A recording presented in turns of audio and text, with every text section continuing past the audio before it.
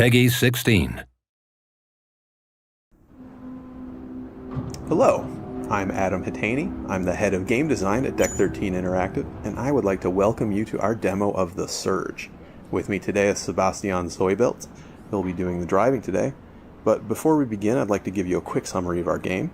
The Surge is a hardcore action RPG with a focus on tactical melee combat. We're in a dystopian, near-future version of Earth. You can see here from the surroundings, things are a little broken up. In our game, global warming and ecological problems have advanced to crisis levels in the world. Likewise, the global economy is in shambles, so regular men and women are in a lot of trouble. It's really difficult for people to find work, so our hero, Warren, is lucky to have found a job at all, particularly at a company like Creo, which is dedicated to solving the world's ecological problems. So his first day on the job, he's getting his exo rig applied. You can see here attached to his body and some of our other materials. But something goes very wrong with this process. He loses consciousness and wakes up here. So let's get going. Okay, so this is an operations center. Functions a bit like a hub for us. You can do some crafting here. You can use your tech scrap to level up your exo rig, but we're not going to do that yet. We're going to head right into the action. This is one of our new coworkers. He's not in very good shape, as we can see. He's a little aggressive. I think we're going to need to defend ourselves. Now, melee combat in the Surge is stamina based. That means that while you're in combat, you're going to need to manage your stamina resource, or you might find yourself unable to complete a combo that you want to finish, or unable to dodge away from a counterattack. It's just something you need to pay attention to while you fight. And in the Surge, attacks are not light or heavy attacks, but rather horizontal and vertical attacks. And that's because the swing direction of your attacks actually matters. In the Surge, you can see here, you can target specific body parts. So directing attacks towards unarmored or vulnerable areas deals increased damage. It's more likely to stagger your opponent. So it really pays to observe your enemies, pick out their weak points when you're going in for the kill there. Another thing that we really like to emphasize is that it's really good and beneficial for you to scan your environment, to look around for enemies and loot. Exploration is really important to us. So looking around, we see this guy in the dark banging his head. Now, he's different from the other enemies we fought so far in that he has a helmet, which is something that maybe we want to take home with us, make it ours. So that brings me to the other aspect of body part targeting, which is that if you target a body part and deal enough damage, you will then be able to use combat energy like this to execute a finishing sequence. It's mean. So you chop off that body part and you loot it, and then we can take that back to the operations center where we can use our new blueprint to craft that helmet for our very own selves.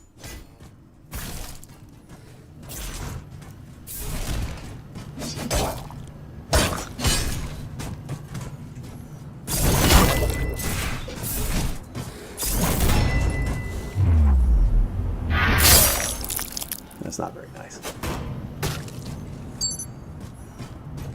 So moving further into the area here, you can see that we don't have just humanoid enemies. We also have a variety of robotic enemies. Many of these will also have limbs that can be chopped off. This could give you various rewards, new implants, new weapons, things like that. But these disassembly drones are more simple. They don't have different body parts. They're just trying to chop you up.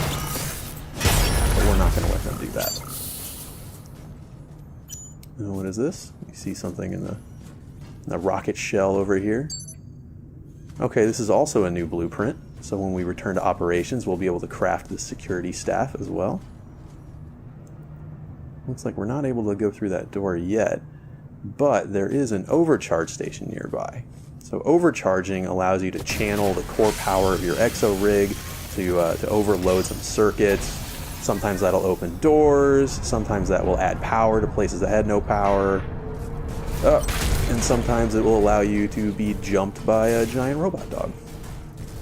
You can see here the robot dog is a little bit of a mini boss for the purposes of this demo. It's much more aggressive than the other enemies we fought. deals a lot more damage, but as you can see, it also has a weakness. If we punch it right in its robot eye when it's leaping at us, we can actually interrupt it and then score a follow-up attack of our own.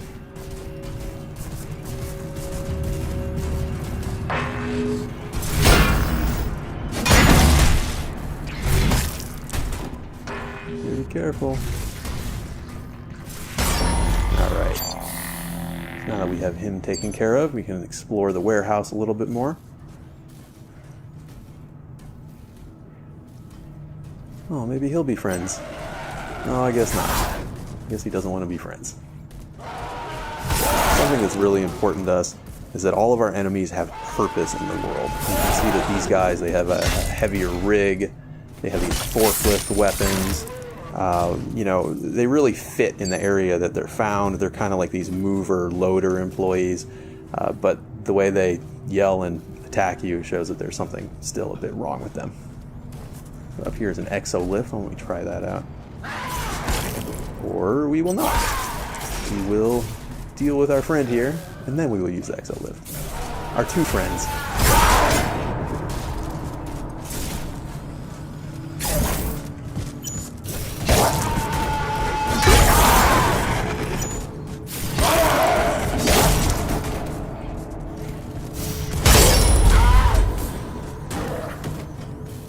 Alright, well done.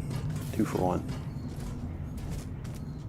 Okay, so an exo-lift, it's the way that Warren can reach different vertical areas, can go higher or lower. It functions very much like a ladder, but we think it's cooler. Now here's another overcharge station. The difference is that this one is higher level. Now, like I mentioned before, exploration is a major element of the game for us, and you'll have a lot of reasons to explore the world of the Surge. We see our levels as being pretty Metroidvanian in nature. They're really interconnected, and you'll find a lot of areas that you're not able to access until later in the game, until you have more power or different capabilities. So when you find something that you're not able to open yet, it's really a good reason to backtrack later to fully explore. A lot of times you'll find other encounters or rare loot.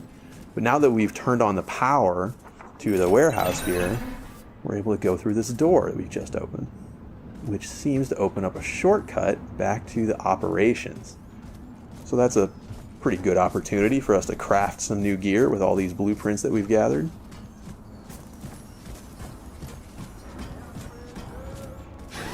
This is not a scheduled break time. I think it is a scheduled break time, thank you. So up ahead here is a med bay.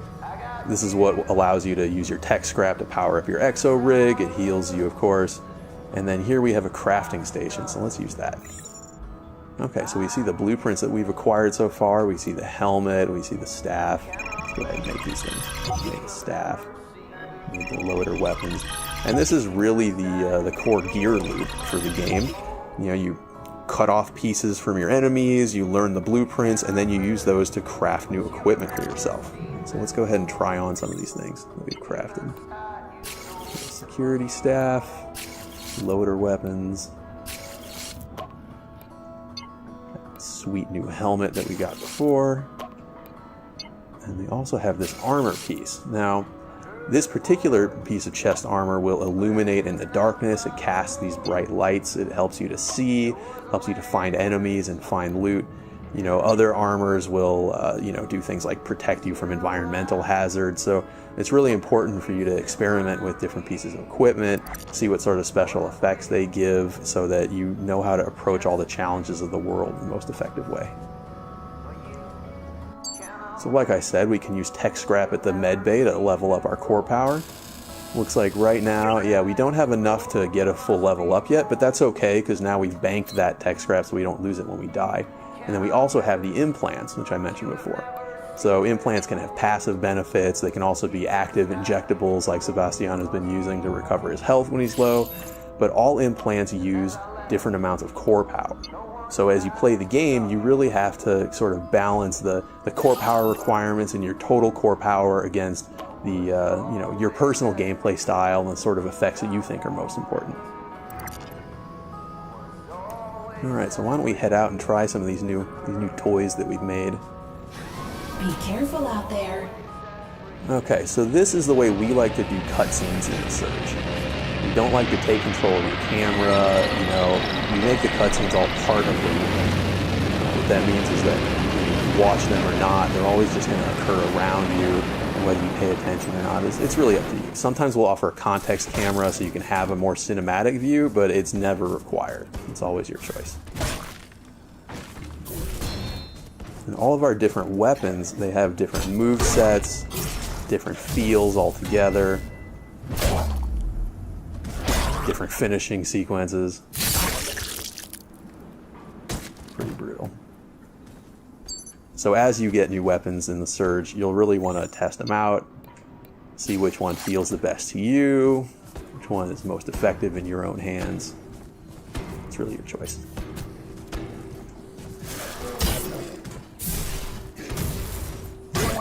See, the loader weapons are a bit faster, more agile, a little more combo-y, but also pretty brutal. Okay, so now that we're more comfortable with these new weapons, why don't we go back through the shortcut and see what's on the other side of things.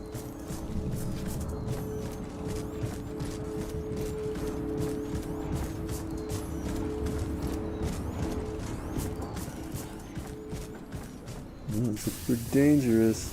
Reboot in progress. Okay, yeah, so I was talking before about the context camera. This is what lets you have a more cinematic view as this angry boss robot gets up out of the rubble.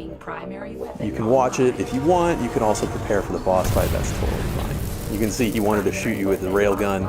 Fortunately for him, it is malfunctioned, so he's going to have to use a little bit more of a personal touch.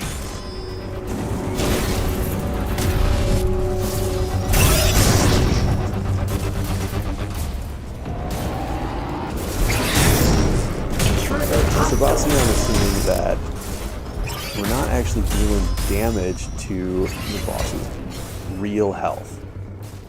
But we are increasing the threat analysis meter, so I guess we should figure out what happens when the threat analysis is full.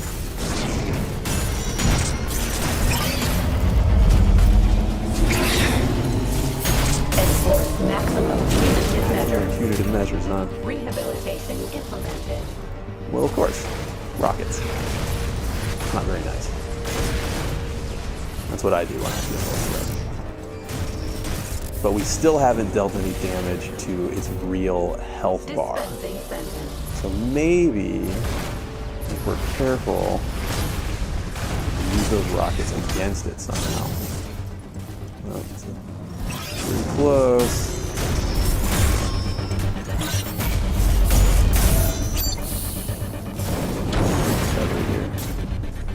Rehabilitation implemented. Okay, there we go. So now we force it to be hit by its own rockets. We're able to target its armor piece, knock it off, and then give it a good solid punch right in its robot brain, which has dealt some real damage. So let's see if we can repeat this process for victory.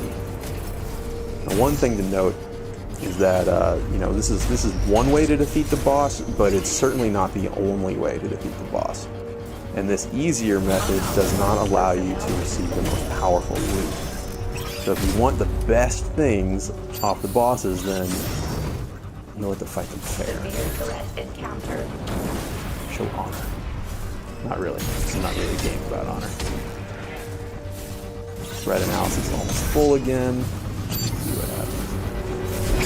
Enforce maximum punitive measures. Dispensing sentence. Okay, yeah. Reboot initiated. Down. Let's see if we can get at its other armor piece. Okay. Very nice. Boss defeated. Well done.